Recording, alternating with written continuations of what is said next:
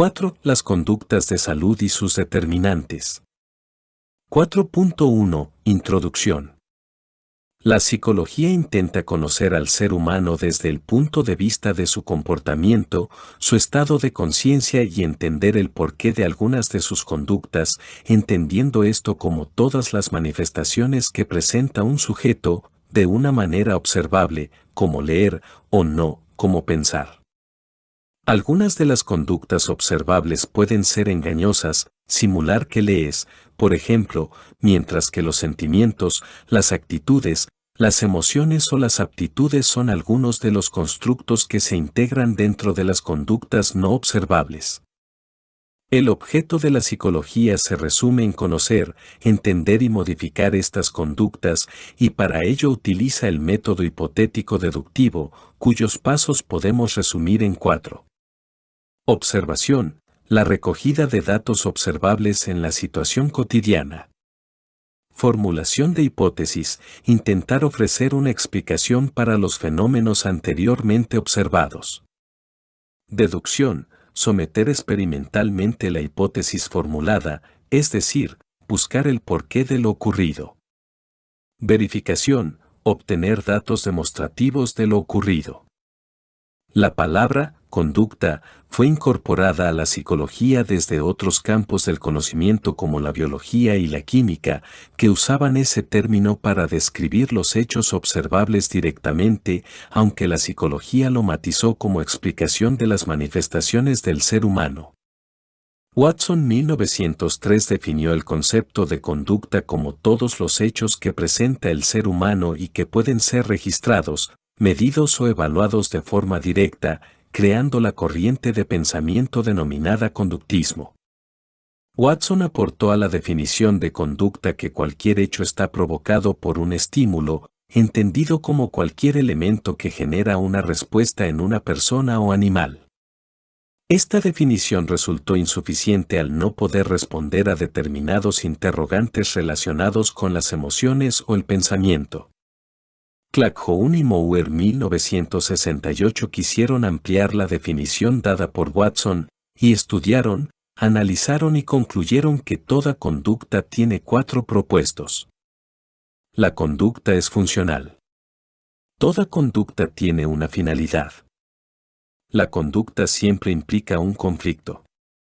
Toda reacción humana es ambivalente, creando conflictos, como el amor-odio hacia una persona. La conducta solo puede ser comprendida dentro del contexto en el que ocurre. No se puede descontextualizar una conducta, ni extrapolar una conducta a otro contexto. Todo organismo vivo tiende a preservar un estado de consistencia interna. El principio de homeostasis produce en la persona conductas que respeten el equilibrio físico y mental, así como el patrón social. Sigmund Freud fue el primero que aportó, a nivel psicológico, explicación de las causas de ocurrencia de un comportamiento, como el papel del organismo en las conductas saciadoras de hambre o sed. No obstante, aunque muchas de las conductas tienen una explicación sencilla, otras, como la agresividad o la empatía, arrastran muchas explicaciones psicológicas más difíciles de localizar. Estas dificultades vienen provocadas por la multicausalidad, ya que las personas son el resultado de su historia, sus experiencias personales, positivas o negativas, el entorno o la cultura. Freud clasificó los motivos de una conducta según si son inconscientes o conscientes desde una perspectiva dinámica, es decir, atendiendo a la relación persona-medio. Los motivos inconscientes son aquellas que el propio sujeto no puede explicar ya que, aunque forman parte de la psique de la persona, ésta desconoce su verdadera existencia. Aún así, estas conductas propician que los humanos se manifiesten de una forma u otra y explican algunas de nuestras reacciones. Por su parte, los motivos conscientes son aquellos porqués que la persona puede conocer, identificar y explicar en el momento de expresar un conocimiento o una acción.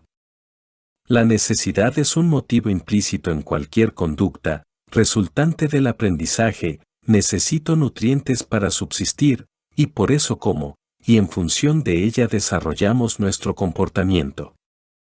El impulso es otra explicación de conductas, aunque se trata de un concepto momentáneo que únicamente se utiliza para explicar reacciones. Otra clasificación de las conductas las identifica como conductas primarias o secundarias.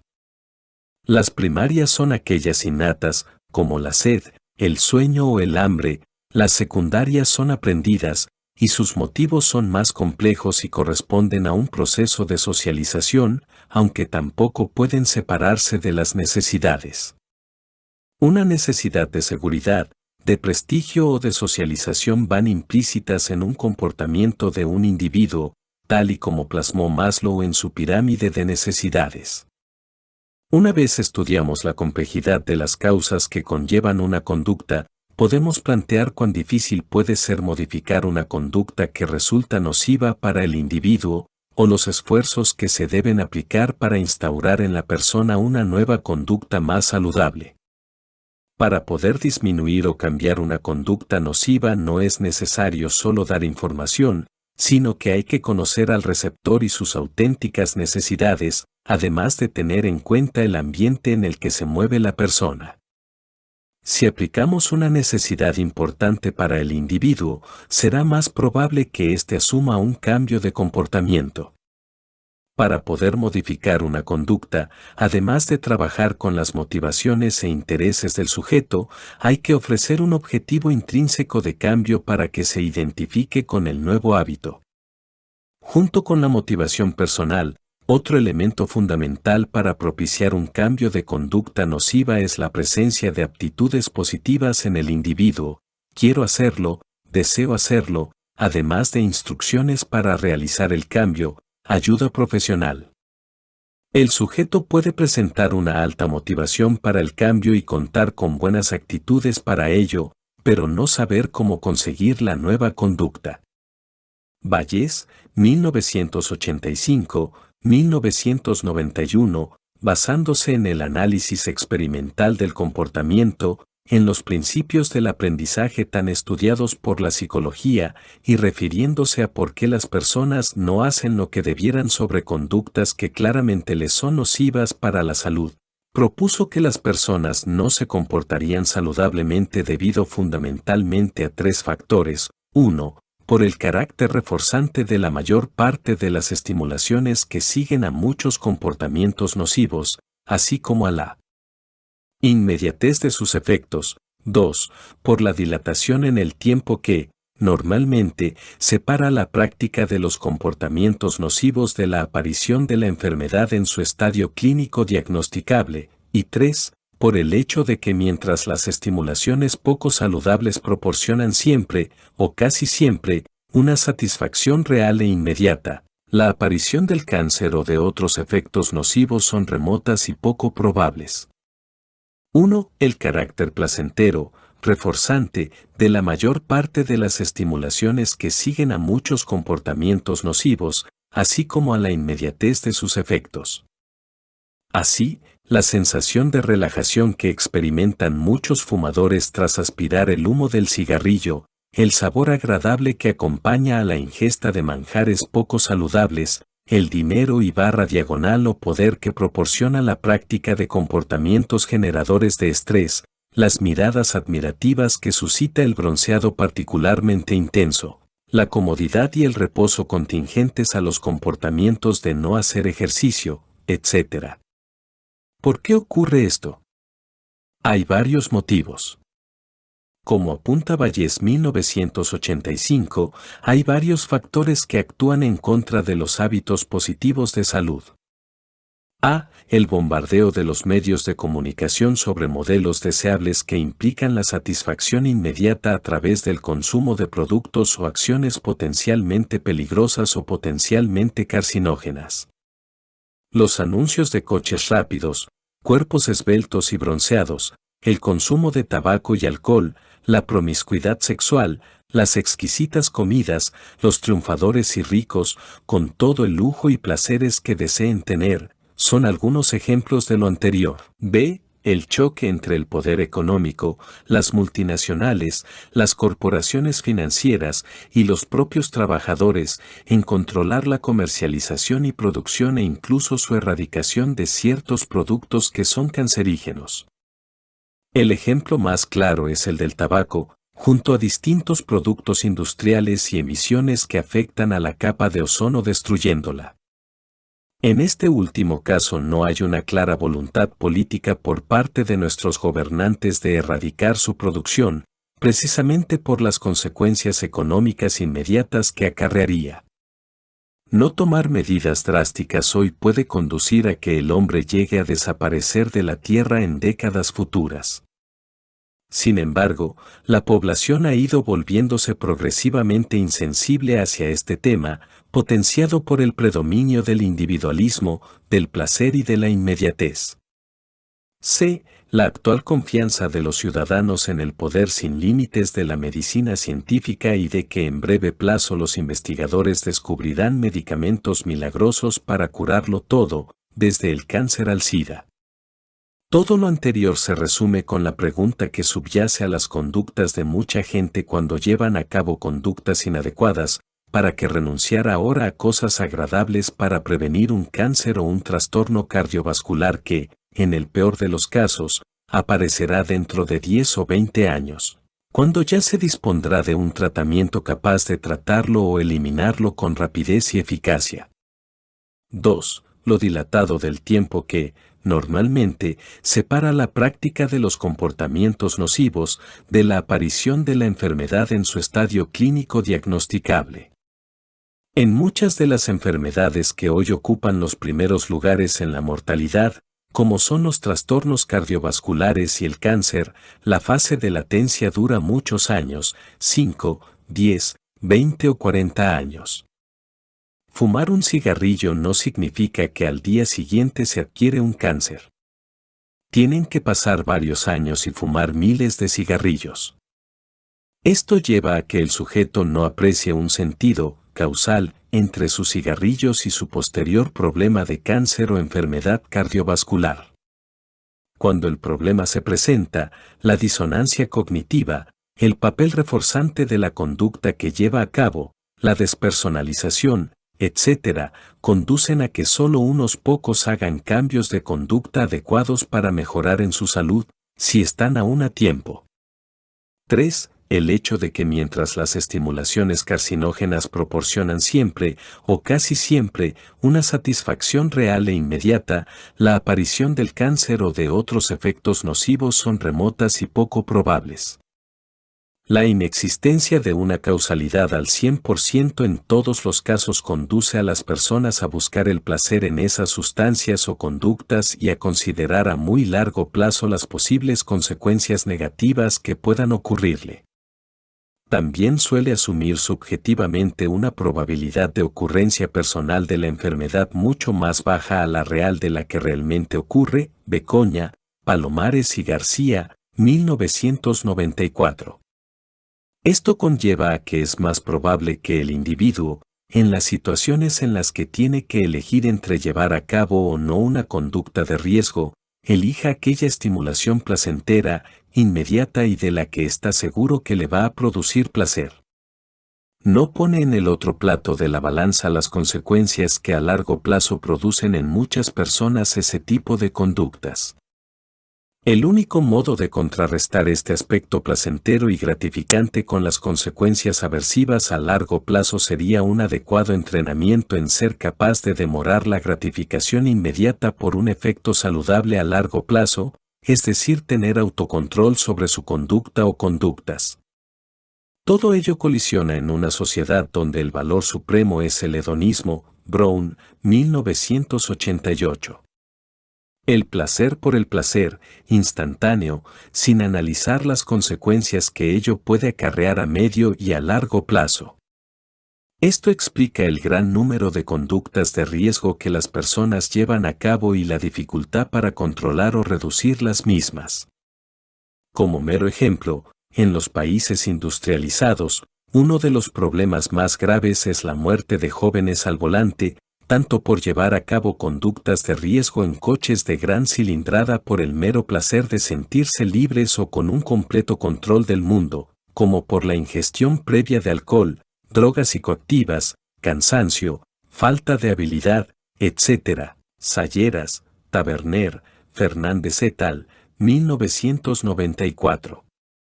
Junto a los tres factores anteriores apuntados por Vallès, 1985, 1991, en los últimos 20 años se han estudiado otros elementos que desgranamos a continuación.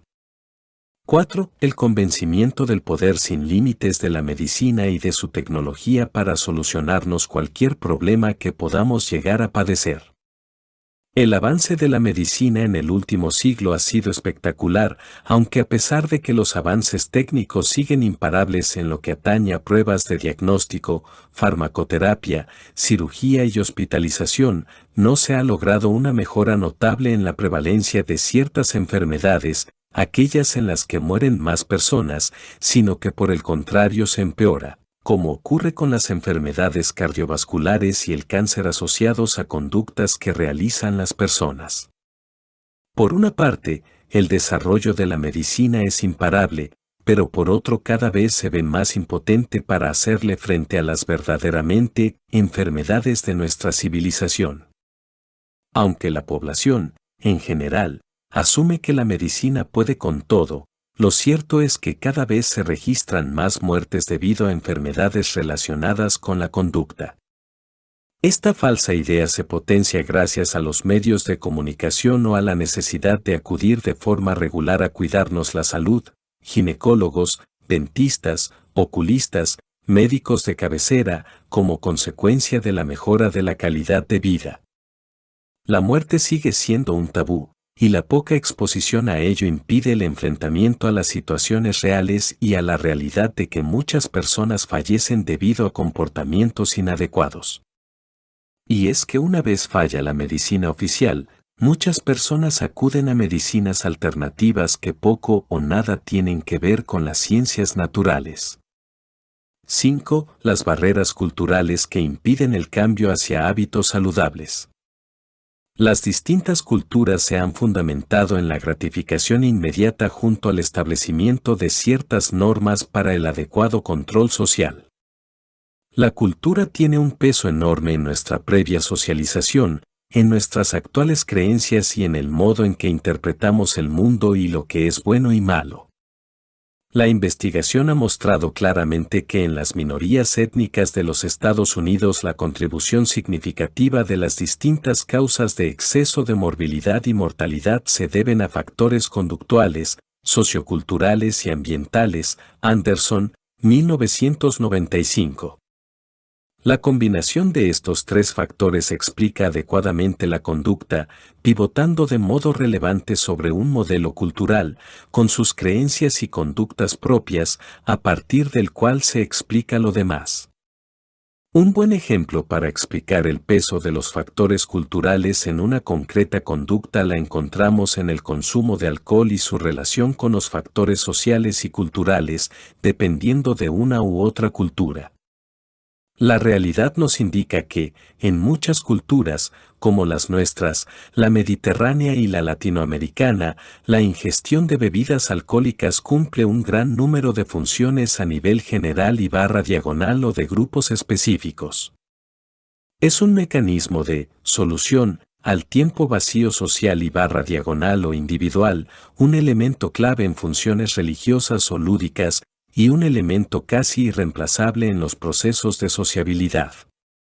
En el momento actual el alcohol, y especialmente el abuso y dependencia, es un grave problema en muchos países. Es un factor que tiene una clara relación con la mortalidad, tanto a través del incremento de los accidentes de tráfico, como debido a conductas violentas, cáncer y otras enfermedades físicas y psicopatológicas. A pesar de ello, el consumo de alcohol constituye una de las conductas más importantes a manejar en muchas culturas, junto al tabaco. Tal polisemia y tal riqueza de funciones que el alcohol puede cumplir va a incidir negativamente en la creación de una nueva visión del alcohol como algo malo si se abusa de él o si se usa inadecuadamente. Aunque tenemos la tecnología para el cambio, intereses sociales, personales y económicos impiden un cambio rápido. El cambio en casos como este u otros muchos semejantes será lento, paulatino, sinuoso en ocasiones y difícil las más de las veces. No tener en cuenta la variable cultural y el enorme peso que tiene en ocasiones sería abrir la puerta al total fracaso en la planificación del cambio. 6. El cambio como un proceso cíclico y lento, más que rápido y lineal. En los últimos años Prochaska y sus colaboradores han desarrollado y evaluado empíricamente un modelo de cambio que es aplicable a las distintas conductas de salud, y especialmente a aquellas que son más problemáticas por producir el mayor nivel de morbilidad y mortalidad. Este modelo ha mostrado tener también un gran poder predictivo para la intervención en las distintas conductas adictivas. También permite predecir la eficacia de las intervenciones terapéuticas en función del estadio en que se encuentra el sujeto en el momento de aplicarle el tratamiento. Prochaska, J. O. y Prochaska, J. M. 1993. El núcleo central del modelo transteórico desarrollado por Prochaska ha sido la comprensión y el estudio del proceso de cambio para la conducta de fumar, así como para otras conductas problema como el abuso del alcohol.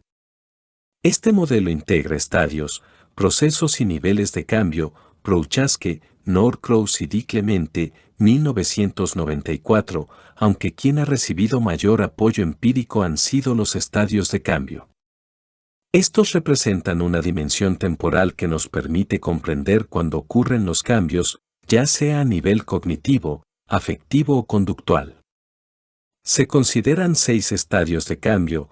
Prochaska et al., 1994. Precontemplación, contemplación, preparación, acción, mantenimiento y finalización, que describimos a continuación. A. Estadio de precontemplación. La conducta no es vista como un problema y el sujeto manifiesta escasos deseos de cambiar seriamente en los próximos 6 meses. B. Estadio de contemplación. La persona empieza a ser consciente de que existe un problema y se ha planteado un cambio seriamente dentro de los próximos 6 meses. C. Estadio de preparación para la acción. El sujeto se ha planteado en modificar su conducta en los próximos 30 días, además de haber hecho un intento de abandono de al menos 24 horas de duración en el último año. D. Estadio de acción. La persona ha iniciado activamente la modificación de su conducta, llegando a lograrlo con éxito. El traslado al siguiente estadio implica un periodo de 6 meses de permanencia en este estadio. Este intervalo coincide con la fase de mayor riesgo de recaída. E. Estadio de mantenimiento. El sujeto ha permanecido abstinente un periodo superior a los 6 meses. Los individuos ejecutan las estrategias, procesos de cambio, necesarias encaminadas a prevenir la recaída y, de este modo, afianzar las ganancias logradas en la fase anterior. F. Estadio de finalización. Se produce cuando después del estadio de mantenimiento no se produce la recaída. En este estadio se da por finalizado el proceso de cambio, considerando la total desaparición del problema, como la ausencia de deseo de consumir la sustancia en cualquier situación o la confianza en no consumir la sustancia en todas las situaciones. Belicer, Prochaska, Rossi y Snow, 1992. Esto suele coincidir cuando el exfumador lleva 5 años sin fumar. En resumen, muchas de las conductas no saludables son el resultado de las vivencias previas y de las experiencias de aprendizaje. Las conductas saludables se aprenden, igual que aprendemos las conductas insanas. Para ello deben darse unas condiciones individuales favorables, como una motivación y una actitud positiva que ayude a la aparición de conductas sanas, además de necesitar el apoyo de un medio ambiente que permita este cambio. ¿Qué puede hacer la psicología? Actualmente, la ciencia está lo suficientemente avanzada para conocer aquellas conductas en las que las personas tienen mayor riesgo de enfermedad y diagonal o muerte. Con el paso de los siglos, las enfermedades infecciosas han dado paso a las enfermedades causadas por comportamientos inadecuados como principales motivos de mortalidad. Como hemos dicho, actualmente conocemos aquellas conductas en las que las personas tienen mayor riesgo de enfermedad o muerte, aunque el conocimiento no es suficiente por sí mismo para producir un cambio de conducta. El papel esencial de la psicología y las técnicas de intervención psicológicas efectivas es demostrar que puede producir cambios de conducta y con ello reducir la morbilidad y mortalidad de las enfermedades más predominantes en los países desarrollados. Matarazzo, 1995. Para ello, los profesionales de la psicología cuentan con dos grandes bloques de técnicas, uno dedicado al cambio de actitudes y creencias para la promoción de una salud adecuada, y el otro basado en el uso de técnicas conductuales para promocionar estos buenos hábitos. En lo que atañe a las herramientas para el cambio de actitudes y creencias, cognitivo, la psicología social desde sus orígenes ha prestado un papel destacado a cómo podemos cambiar las actitudes y creencias de las personas, entendiendo que éstas son el preludio de las posteriores conductas que se van a poner en práctica, tanto en un sentido positivo como negativo para su salud, tal y como hemos comentado anteriormente en este capítulo. Por otra parte, toda la psicología conductual, la terapia de conducta y casi toda la psicología clínica tiene como objetivo básico producir cambios de conducta, bien sean de tipo interno o bien externo. Para ello se utilizan las técnicas derivadas del condicionamiento clásico, operante y vicario, Caballo, 1991, Labrador, Cruzado y Muñoz, 1993, conocidas como técnicas conductuales o cognitivo-conductuales. Junto a las técnicas de intervención comportamental, la evaluación conductual nos proporciona un modo adecuado, empírico y explicativo de las relaciones antecedentes y consecuentes que se relacionan con la conducta, lo que tiene una gran utilidad para la posterior intervención terapéutica tanto de tipo clínica como en el campo de la salud. Como una ejemplificación entre las muchas posibles, Buceta, Gutiérrez, Castejón y Bueno 1996 presentan que intervención psicológica se puede aplicar a un comportamiento sedentario. Como hemos expuesto con anterioridad, la falta de ejercicio físico o el comportamiento sedentario es un claro factor de riesgo para la enfermedad cardíaca coronaria. En el programa propuesto, después de la evaluación comportamental inicial, la aplicación de las distintas estrategias psicológicas incluiría aportación de información y ajuste de expectativas, utilización de instrumentos para la toma de decisiones, planteamiento de objetivos, selección de la actividad y elaboración de un plan de ejercicio físico, control de circunstancias antecedentes y conductas interferentes, control de contingencias, feedback de la ejecución y de sus efectos, autocontrol de la actividad, control del cansancio y del dolor, desarrollo de la cohesión del grupo y trabajo conjunto con el monitor deportivo. Como se aprecia, un programa de este tipo exige el ajuste adecuado de expectativas, objetivos claramente definidos, el manejo adecuado del refuerzo, el incremento del sentimiento de autoeficacia y el incremento del autocontrol sobre la conducta. Buceta et al., 1995. Lo que subyace en el programa anterior, como en otros muchos que podríamos citar y describir, es que la información para la persona no es suficiente, que su deseo de hacer un cambio en su conducta tampoco suele ser suficiente, sobre todo cuando tiene que pasar de una situación agradable, conducta sedentaria en el caso anterior, a otra desagradable, agujetas, al principio, mejora en la salud a largo plazo. De ahí, que solo es posible hacer el cambio de conducta partiendo de los conocimientos que proporciona la psicología, la ciencia que estudia el comportamiento, para conseguir efectivamente los cambios adecuados para la mejora de la salud. 4.2. Sesgos cognitivos y su relación con el bienestar. Con el fin de comprender la conducta, los psicólogos sociales han ido postulando distintos modelos de persona que ponían el énfasis en la importancia de los procesos cognitivos y motivacionales para una explicación adecuada de la conducta social, por entender que ambos procesos tienen reconocidas consecuencias sobre los juicios formulados respecto a uno mismo, respecto a los demás y sobre la conducta expresada en distintos ámbitos de la vida cotidiana. El ámbito sobre el que recae esta investigación es el de la salud, un campo al que la psicología social ha prestado una especial atención en la última década, una atención que, por ejemplo, nos permite hablar de las posibles consecuencias que tienen sobre la salud ciertas prácticas conductuales a las que denominamos conductas de riesgo. Los marcos teóricos bajo los que se han desarrollado estos trabajos, modelo de creencias de salud, teoría de la acción razonada, incluyen el concepto de riesgo percibido. Entre los argumentos teóricos y empíricos aportados para explicar esta percepción de ausencia de riesgo ante la vida aparecen las ilusiones cognitivas, fenómeno psicológico que caracteriza la cognición humana. 4.2.1 Optimismo ilusorio. Sabemos que las expectativas sobre el futuro ejercen una notable influencia sobre el comportamiento presente de las personas.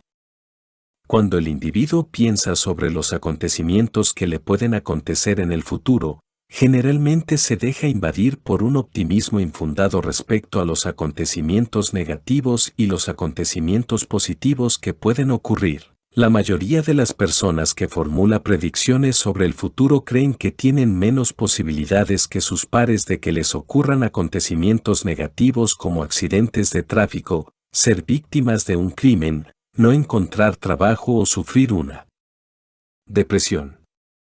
Al mismo tiempo, la gente cree disponer de mayores probabilidades que los demás para que le sucedan acontecimientos positivos, tales como conseguir un trabajo agradable y bien remunerado. Este optimismo exagerado y persistente en relación con acontecimientos negativos se denomina ilusión de invulnerabilidad y optimismo irreal cuando se refiere a acontecimientos positivos. Para el optimismo ilusorio se han buscado explicaciones tanto motivacionales, evitar experiencias negativas, como cognitivas, falta de información. Van der Plicht 1995 señala 6 factores mencionados como causas del optimismo ilusorio. Control personal percibido sobre los acontecimientos que se evalúan. Sesgo egocéntrico provocado por el mejor conocimiento que tienen las personas de sus propias acciones. Falta de experiencia personal con determinados acontecimientos, lo que puede conducir a infraestimar la posibilidad de que acontezcan acontecimientos que previamente no han ocurrido. Estereotipos y prototipos que se manejan sobre que personas tienen más posibilidades de que les ocurran determinados acontecimientos o de padecer ciertas enfermedades. Mantenimiento de la autoestima y autoensalzamiento personal que induce a pensar y valorar la conducta, estilo de vida y personalidad propios en términos mucho más positivos que los empleados cuando se trata de la conducta de los demás. Estrategias de afrontamiento utilizadas en situaciones amenazantes reales o imaginadas para protegerse de ansiedades y preocupaciones. Trabajos como el de Taylor y Brown, 1988-1994, recopilan investigaciones que sugieren que las ilusiones cognitivas, en general, y el optimismo ilusorio, en particular, sirven a una amplia variedad de funciones cognitivas, afectivas y sociales para acabar concluyendo que el optimismo ilusorio no deja de ser una estrategia adaptativa. En términos operativos, el optimismo ilusorio provoca en las personas juicios sesgados positivamente respecto al mundo que les rodea. 4.2.2 Pesimismo defensivo. El pesimismo defensivo consiste, básicamente, en fijar unas expectativas bajas ante resultados futuros, a pesar de tener una experiencia pasada de éxitos. Las personas que viven este fenómeno se sienten ansiosas y experimentan un bajo control percibido antes de iniciar una tarea. Sin embargo, esta valoración pesimista no suele traducirse en un bajo rendimiento o en la evitación de determinadas conductas, sino que el hecho de anticipar esos malos resultados les permite confrontar la ansiedad de modo anticipatorio, produciendo un aumento de la motivación y el esfuerzo para evitar esos resultados indeseados. Así, el resultado es la consecución de un buen rendimiento y una valoración posterior positiva de la situación. No obstante, los optimistas no suelen anticipar unos resultados negativos, sino que tratan de distraer su atención de los aspectos de esa situación y, de acuerdo a sus éxitos anteriores, fijan unas expectativas altas de rendimiento. Al contrario que los pesimistas defensivos, los optimistas tienden a protegerse del fracaso solo cuando éste aparece, utilizando la estrategia de negar su responsabilidad o control sobre este tipo de resultados y afirmarlos ante la presencia de un éxito. Este proceso de anticipación permite a las personas pesimistas responder a la ansiedad inicial, generando los esfuerzos necesarios para evitar esos resultados negativos previstos de un principio. Gracias a ello, disminuyen su ansiedad y aumentan su percepción de control. En el caso de los optimistas ocurre a la inversa, una vez que estos han fijado sus expectativas de éxitos, evitan el proceso de reflexión futura para evitar pensar en posibilidades negativas, pues al imaginar diferentes escenarios pueden encontrar probables resultados negativos que los llevarían a un aumento de la ansiedad. 4.2.2.1 El locus de control. El locus de control es un concepto ampliamente usado en la psicología y se refiere al punto de vista de un individuo y a la manera en que éste interactúa con su entorno. Rotter, en 1966, propuso el locus de control como un rasgo de personalidad en su teoría del aprendizaje social. La conducta humana se desarrolla en una continua interacción entre los determinantes cognitivos, conductuales y ambientales. Por ello, la percepción de control o no control que una persona tiene sobre los eventos que ocurren a su alrededor son importantes para el curso de su propia vida. El locus de control es una variable de la personalidad, relativamente estable, que representa la atribución que una persona lleva a cabo sobre si el esfuerzo que realiza es o no contingente a su conducta. Existen dos extremos del continuo, locus de control interno y locus de control externo. El locus de control interno ocurre en caso de que un individuo perciba que el evento forzador en concreto es contingente con su propia conducta. Es decir, que la persona percibe que lo que ha ocurrido externamente es gracias a su comportamiento y tiene control sobre las consecuencias externas. Por ejemplo, una persona con locus de control interno atribuye su felicidad a sí mismo. Si quiere ser feliz, puede trabajar en ello. El locus de control externo se desarrolla cuando el individuo percibe que un evento externo ha ocurrido de manera independiente a su comportamiento. Por tanto, el individuo asocia al azar, a la suerte o al destino, el acontecimiento que ha ocurrido. Por ejemplo, una persona con locus de control externo atribuye su felicidad a otra persona o a la situación. Cuando una persona piensa que lo que ocurre a su alrededor no depende de él, es posible que no actúe para cambiarlo. La sensación de no poder controlar un evento genera frecuentemente un estado de paralización que inhabilita a las personas para alcanzar las metas propuestas. El locus de control interno también es un aspecto importante para el desarrollo personal, ya que una persona con locus de control interno cree en sus posibilidades frente a lo que ocurre externamente y sabe que esforzándose al máximo llegará lejos. La indefensión aprendida podría ser consecuencia de que el individuo haya aprendido a comportarse de manera pasiva, al percibir que no puede hacer nada para cambiar una situación negativa a pesar de que existen posibilidades reales para el cambio. La consecuencia directa de esta atribución es la pérdida de respuesta de afrontamiento. Esto suele ir ligado a estados depresivos, pues se considera que las personas que sufren esta dolencia o ansiedad suelen tender hacia el locus de control externo. El locus de control también puede afectar en el desempeño laboral. A pesar de que el locus de control es un continuo, a continuación, exponemos algunas características del locus de control interno y externo. Los individuos con locus de control interno son propensos a tomar responsabilidad por sus acciones. Son menos influenciables por las opiniones de los demás. Suelen rendir más cuando pueden trabajar a su ritmo. Tienen un sentimiento alto de autoeficacia o autoconfianza. Se sienten seguros ante los retos. Suelen ser más sanos. Suelen ser más felices e independientes. Suelen ser más exitosos en el ámbito laboral. Los individuos con locus de control externo atribuyen a la suerte, el destino, las circunstancias o a otros por sus éxitos. No creen que puedan cambiar las situaciones adversas. Son más propensos a sufrir indefensión aprendida. Son más infelices. Suelen ser menos exitosos en el ámbito laboral. 4.3. Promoción de estilos de vida saludables. La promoción de estilos de vida saludables implica conocer aquellos comportamientos que mejoran o socavan la salud de los individuos, entendiendo por conductas saludables aquellas acciones realizadas por un sujeto que influyen en la probabilidad de obtener consecuencias físicas y fisiológicas inmediatas, a medio y a largo plazo, y que repercuten en su bienestar físico y en su longevidad.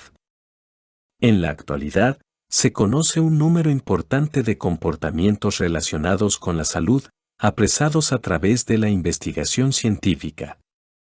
A continuación, exponemos algunos de los más importantes.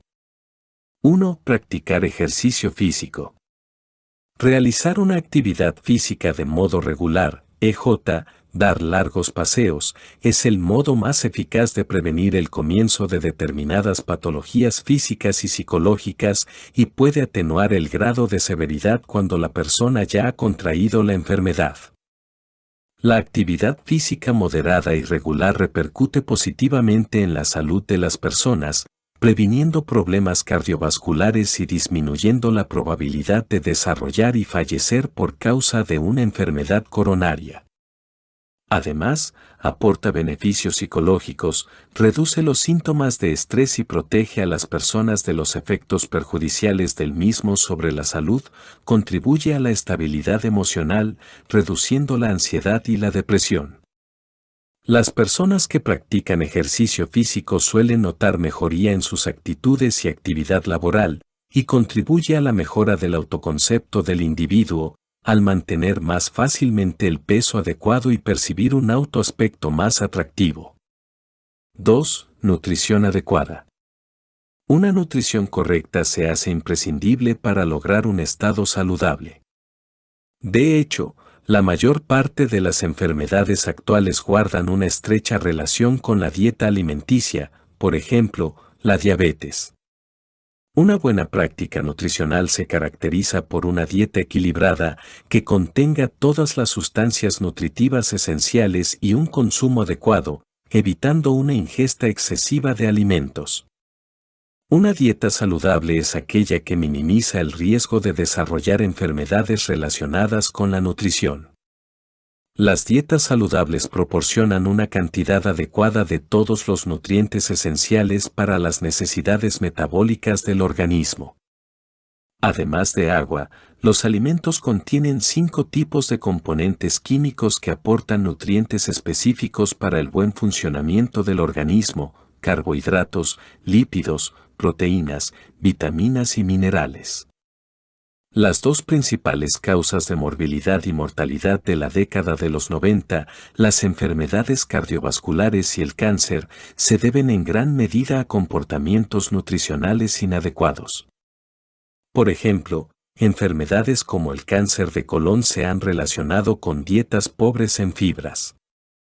A su vez, dietas ricas en grasa y sal favorecen la hipercolestelemia y la hipertensión, dos importantes factores de riesgo de la enfermedad cardíaca. Entre los hábitos alimenticios más recomendables, se encuentran la disminución del consumo de grasas animales, de azúcar, dulces y harinas refinadas, y el aumento del consumo de verduras, frutas y alimentos de alto contenido en fibra. 3. Adoptar comportamientos de seguridad. Las tasas de muerte por accidentes persisten como la tercera causa de muerte en los países desarrollados. La mayor parte de los accidentes podrían ser evitados, pues la mayoría de ellos son ocasionados por la conducta de los individuos.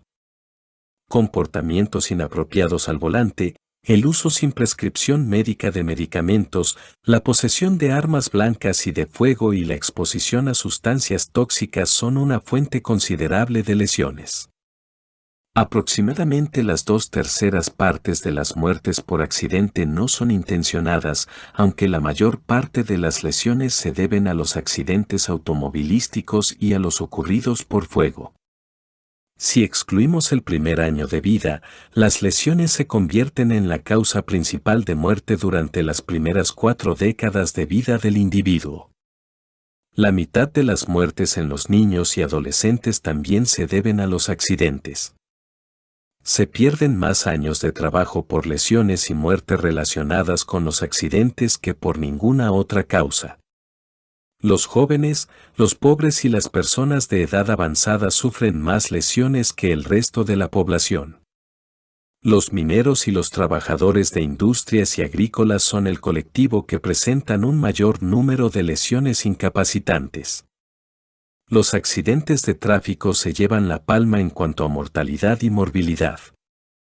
Dan cuenta de aproximadamente la mitad de todas las muertes debidas a accidentes.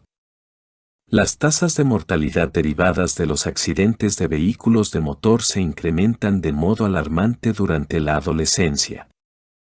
La mayor parte de estos accidentes pueden evitarse y es posible que muchas de las lesiones derivadas de los mismos se eliminen, o por lo menos, se reduzcan, adoptando 4 medidas generales de prevención. 1. Eliminar los agentes físicos, EJ, armas de fuego. 2. Reducir la cantidad del agente, EJ, velocidad de los vehículos. 3. Evitar la liberación del agente, EJ, dispositivos de sujeción en los vehículos y 4. Cambiar superficies, estructuras o productos peligrosos, EJ, automóviles. Un objetivo específico de la psicología de la salud debe ser lograr un cambio conductual en todas estas prácticas en la dirección de promover el uso del cinturón de seguridad en los automóviles, reducir la exposición de los niños a factores de riesgo, etc.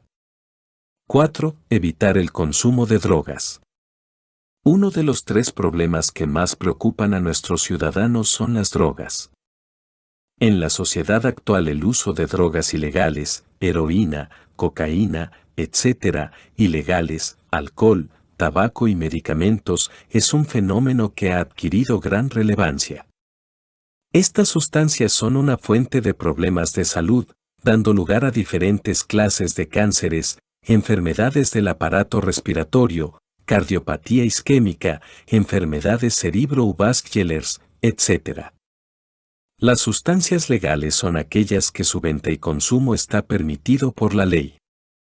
El tabaco y el alcohol son el ejemplo por excelencia de esta categoría de drogas institucionalizadas, además de ser las más consumidas por la población y las que generan más problemas sociosanitarios. Por ejemplo, las cifras de mortalidad al año por muertes prematuras a causa del tabaco se aproximan a 390.000 en Estados Unidos, 500.000 en Europa, 44.000 en España y 14.000 en México. Sin lugar a dudas, es la principal causa de muerte prevenible en el mundo, con un total de 3 millones de defunciones al año, más que todas las que provocan la suma de todas las víctimas del alcohol, las drogas ilegales, los homicidios, los suicidios, los accidentes de coche y el SIDA. Por contra, la venta y el consumo de drogas carecen de reconocimiento legal. En los últimos años, este tipo de drogas han creado muchos problemas serios en nuestro entorno. Los problemas, sin embargo, son principalmente de índole social y no relacionados con la salud física. La gente que muere como consecuencia de los efectos de las drogas ilegales es muy poca si la comparamos con la generada por el tabaco y el alcohol. Tanto las drogas legales como las ilegales representan un peligro potencial para la salud. Sin embargo, las drogas ilegales presentan ciertos riesgos a diferencia de las legales, sin tener en cuenta los efectos farmacológicos.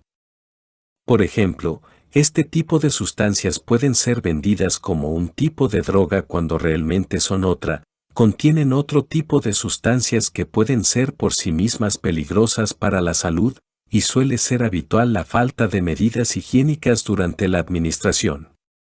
También son un foco de problemas de índole social, pues los consumidores pueden producir inseguridad ciudadana, tráfico de drogas, crímenes, robos, etc. Otros problemas importantes que generan las mismas son de tipo laboral y económico. Todas las drogas tienen capacidad de generar adicción, pero precisamente la peculiaridad de una sustancia viene dada por los problemas de salud, económicos y sociales que genera, dándose enormes diferencias en dicha tríada. Así, por ejemplo, mientras el tabaco es la droga que causa mayor mortalidad, el alcohol es la que produce mayores problemas sociales, laborales y económicos. Por tanto, es necesario que el uso de tales sustancias sea eliminado o reducido al mínimo, en el peor de los casos. 5. Sexo seguro.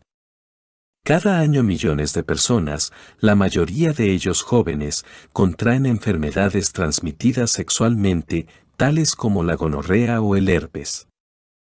Estas enfermedades han sido siempre potencialmente peligrosas, pero durante los últimos 40 años se ha descubierto un tratamiento eficaz para la mayoría de ellas. Sin embargo, en la década de los años 80 la irrupción en escena del SIDA cambió completamente el panorama.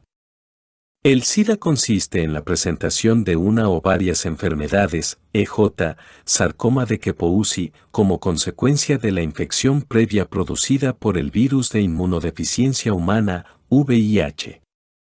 Además, en pacientes afectados, el SIDA es una enfermedad contagiosa debida precisamente al virus VIH. Este se encuentra en numerosos fluidos humanos, aunque solo en algunos como el semen o las secreciones vaginales presenta una concentración suficiente como para provocar un contagio. Rápidamente se observó que la amplia mayoría de infecciones VIH se habían producido a través de la transmisión sexual, pues las minúsculas lesiones que ocurren durante la penetración, vaginal y anal, y otras prácticas sexuales facilitaba que el virus VIH pasara a través del semen y de las secreciones vaginales a la corriente sanguínea de su pareja. Además, factores tales como mantener relaciones promiscuas, no usar preservativos, penetración anal o contacto bucogenital incrementan el riesgo de adquirir dicha infección. Gerberding y Sanding, 1989. La clara evidencia de la transmisión sexual del VIH ha producido un vuelco en la concepción del manejo de este tipo de enfermedades. La única vía alternativa en estos momentos para luchar contra esta enfermedad es la prevención, a través de comportamientos que minimicen el riesgo, como el uso de preservativos o mantener relaciones monógamas. 6. Desarrollo de un estilo de vida minimizador de emociones negativas. Las emociones negativas constituyen un riesgo para la salud. Estas influyen sobre la salud a través de diferentes mecanismos, siendo el principal exponente el estrés. Labrador 1992 definió que una persona se encuentra en una situación estresante o bajo un estresor, cuando debe hacer frente a situaciones que implican demandas conductuales que le resultan difíciles de realizar o satisfacer. Es decir, la aparición del estrés como patología dependerá de las demandas del medio como de los propios recursos del individuo para enfrentarse a él. La cronicidad de la presencia de estrés puede conllevar un aumento de la vulnerabilidad del individuo a padecer algún tipo de enfermedad, como el incremento de glucocorticoides. A diferencia de otros trastornos, los efectos inmunitarios y neuroendocrinos del estrés no constituyen un agente patógeno específico, sino que representan un riesgo específico que hace a los sujetos más vulnerables ante todo tipo de enfermedades. El estrés, además, también puede influir también sobre la salud de modo indirecto a través del mantenimiento de conductas no saludables. Es decir, no solo son importantes para la salud del individuo los efectos a nivel orgánico que produzca el estrés u otras emociones negativas, sino que un individuo que viva bajo situaciones estresantes es más probable que incremente conductas de riesgo y reduzca todo tipo de conductas saludables. Por ejemplo, en algunos estudios, Newcomb y Harlow, 1986, se encontró que el incremento en el estrés estaba asociado a un incremento en el uso del alcohol y otras drogas. También se ha comprobado que parte de los efectos negativos que tiene el estrés sobre la salud proviene del hecho de que las personas sometidas a estrés, especialmente de tipo laboral, presentan hábitos de salud peores que las personas que no lo sufren. Desde la psicología se han sugerido distintas variables como moduladoras de la relación entre estrés y enfermedad. Algunas de ellas, como la autoestima, contribuirían a favorecer la salud, mientras que otras, como el patrón de conducta tipo A y la alexitimia, contribuirían a perjudicarla. Así, por ejemplo, los individuos con un patrón de conducta tipo A reaccionan de modo diferente a los estresores que aquellos con un patrón de conducta tipo B. No obstante, el concepto capital en el abordaje del estrés es el de afrontamiento. Cuando se rompe el equilibrio entre la persona y la situación, el sujeto pone en marcha una serie de conductas, manifiestas o encubiertas, con el objeto de restablecer el equilibrio. Por tanto, estos procesos de afrontamiento también desempeñan un papel vital entre el impacto de una situación dada y la respuesta de estrés del sujeto. Dotar al individuo de los recursos conductuales y cognitivos para hacer frente al estrés parece ser la vía más adecuada para minimizar los efectos perjudiciales del mismo sobre la salud. 7. Adherencia terapéutica. Para que el consejo médico tenga repercusiones beneficiosas sobre la salud del paciente, se debe tener en cuenta lo acertado del consejo y que el paciente decida seguirlo. Uno de los principales problemas que un profesional sanitario puede encontrarse es que el paciente no siga sus prescripciones, a pesar de disponer de procedimientos eficaces para prevenir o tratar ciertas dolencias. Ya sea debido al olvido, a la falta de comprensión de los mensajes, o la falta de acuerdo en cumplirlos, las tasas de adherencia a las recomendaciones de los médicos y profesionales de la salud están muy lejos de llegar al 100%.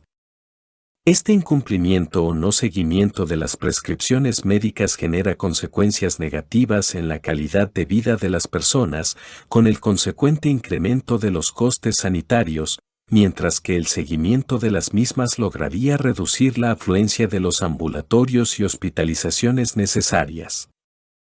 4.4. Conclusiones.